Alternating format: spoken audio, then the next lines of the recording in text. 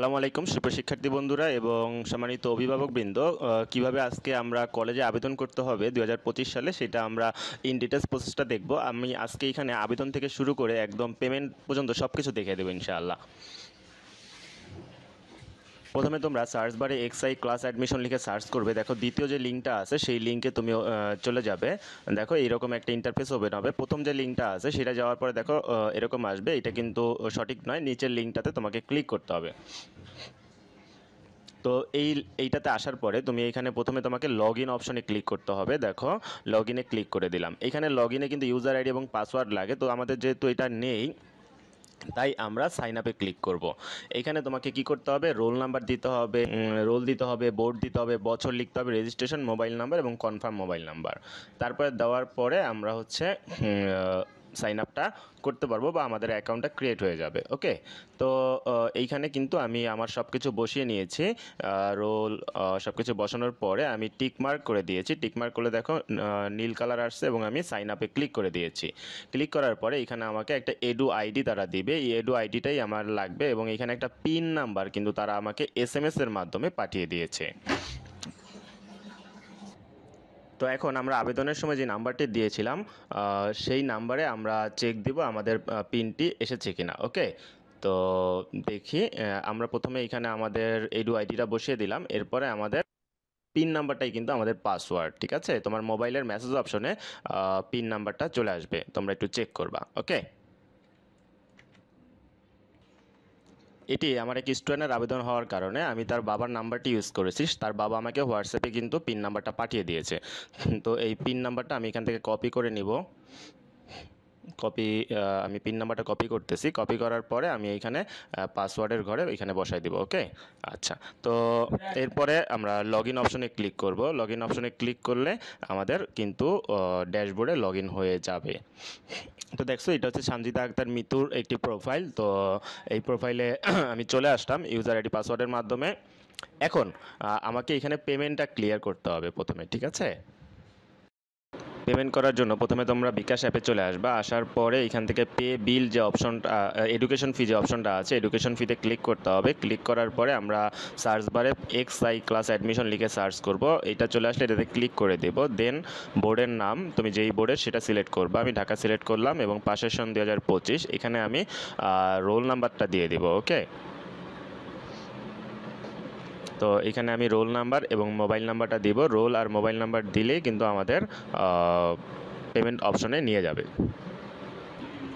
আমার এখানে রোল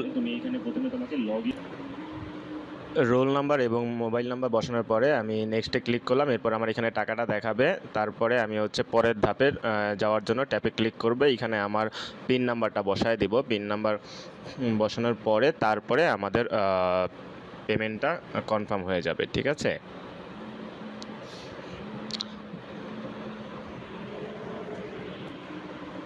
তো পরের ধাপে আসার পরে আমাকে এখানে দেখাবে কত বিল আসছে। আমি ট্যাপ করে ধরে রাখবো। যারা বিকাশ ইউজ করেন অবশ্যই তারা এটা জানেন। দেখেন আমার এখানে কিন্তু এটা সফলভাবে হয়ে গিয়েছে। দেন আমি পরবর্তী ধাপে ক্লিক করে দেব। ক্লিক করলে আমাকে একটা রিসিট দেবে, সেই রিসিটটা আমি ডাউনলোড করব। দেখো এই যে উপরে রিসিট ডাউনলোড করুন অপশনটা লেখা থাকবে, সেখান থেকে এটাকে ডাউনলোড করে নেবেন কাইন্ডলি।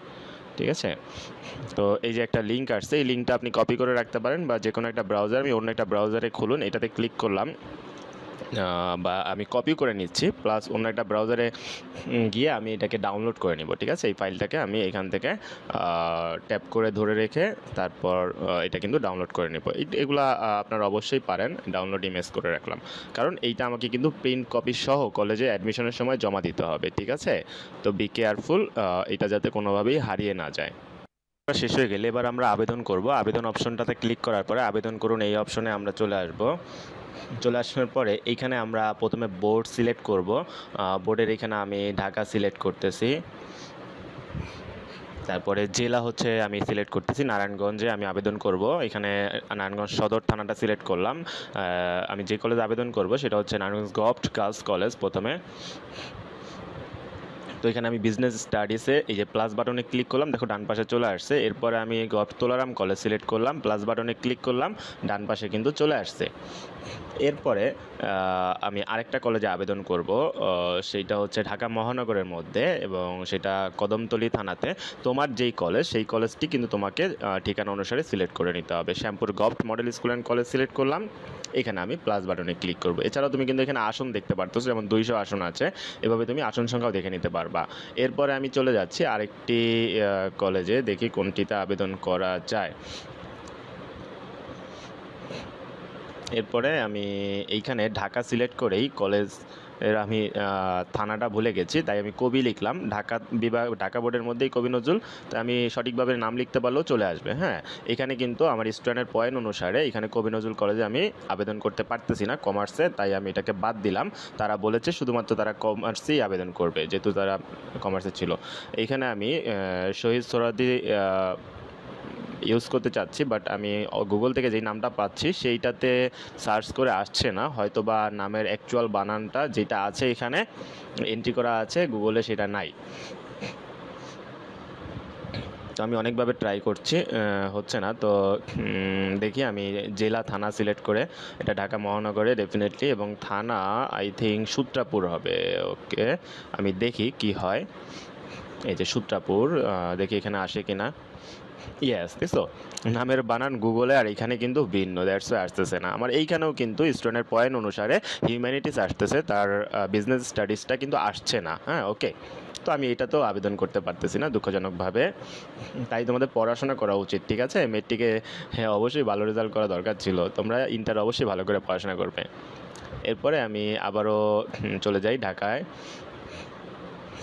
এরপরে আবেদন করা যায় হয়তো বা, দেখি কোনটাতে। বেগম বদরুন্নেসা হচ্ছে না, আজিমপুর গভ গার্লস এটাতে যাই। এটাতে বিজনেস স্টাডিসে 420টা আসন আছে, এটা সিলেক্ট করে নিলাম। এরপরে আমি নারায়ণগঞ্জের আরেকটা কলেজে আবেদন করব, সেটা হচ্ছে কদম রসুল কলেজ। তোমার যেই কলেজ তুমি যেখানে থাকো বা যেখানে আবেদন করবে সেইখানের ঠিকানা অনুসারে তুমি কলেজগুলো কিন্তু আবেদন করতে পারো। ওকে, তো এখন তোমাকে মিনিমাম 5টা কলেজ আবেদন করতেই হবে। তুমি চাইলে 10টা পর্যন্ত আবেদন করতে পারবা, কিন্তু 5টার কম কিন্তু তোমাকে আবেদন করতে দিবে না। গভট কদম রসুল কলেজ। ওকে, আচ্ছা আমি এটা সিলেক্ট করলাম। সিলেক্ট করার পরে আমার 5টা কিন্তু হয়ে গেছে। তারা শুধুমাত্র সরকারি কলেজ সিলেক্ট করতে বলেছিল, তাই আমি এটা করেছি। দেখো তুমি এখানে অ্যারো বাটনে ক্লিক করে তোমার পছন্দ ক্রম কিন্তু 5 থেকে এটাকে 4-এ নিয়ে গেলাম, দেখছো?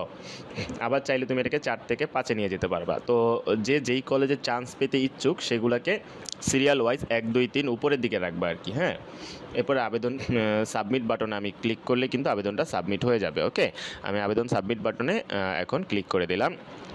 এগিয়ে যান, এখানে তুমি কিন্তু 5 বার পরবর্তীতে এটাকে এডিট করতে পারবা। ঠিক আছে, বাটনে ক্লিক করে দিব। দেখো আমার এখানে কিন্তু 5টা কলেজে আবেদন হয়ে গিয়েছে। এই কপিটাও কিন্তু আমাদেরকে প্রিন্ট করতে হবে, তাই পিডিএফ ডাউনলোড করে নেব আমি এখান থেকে। এই যে আবেদন আপডেট করার জন্য তুমি এখানে ক্লিক করবা, এখন আমার দরকার নেই, আমি পিডিএফটা ডাউনলোড করে নেব। এই যে আমি পিডিএফটা যদি ওপেন করি, দেখো আমার কিন্তু এই যে 5টা কলেজে আমার এই ডিটেলস সহ আমি কোন কোন কলেজে আবেদন করেছি সেগুলো কিন্তু চলে আসবে এখানে। ঠিক আছে, তো এইটা অবশ্যই প্রিন্ট করে রাখবা, কারণ এটা তোমার কলেজে অ্যাপ্লিকেশনের সময়, কলেজে ভর্তির সময় অনেক কলেজে চায়। তারপরে এইখান থেকে আমি চাইলে এখান থেকে লগ আউট হয়ে যেতে পারবো। দেন আমি আবারও এইখানে লগ ইন করতে হলে আমি লগ ইন বাটনে যখন আমার দরকার হবে আমি ইউআইডি এবং হচ্ছে পাসওয়ার্ড পিন নাম্বারটা বসিয়ে কিন্তু লগ ইন করতে পারবো। আল্লাহ হাফেজ, ভালো থাকবে, চ্যানেলটিকে সাবস্ক্রাইব করে বেল বাটনে ক্লিক করে রাখবে। ধন্যবাদ সকলকে।